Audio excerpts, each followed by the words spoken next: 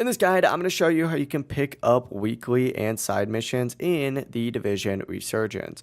Before we do get into this guide, make sure to like the video and subscribe to the channel with all notifications on. It really does help the channel and it lets us know that you want more content like this.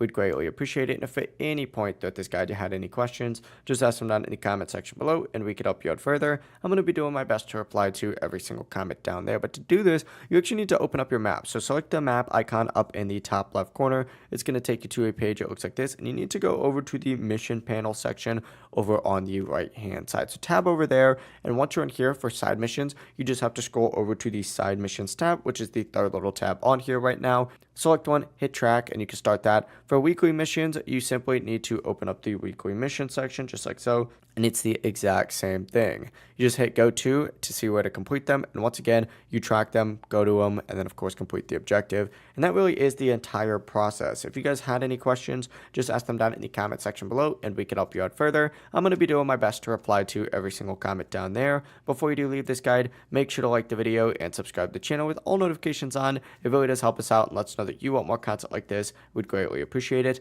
Have a great rest of your day though. Peace.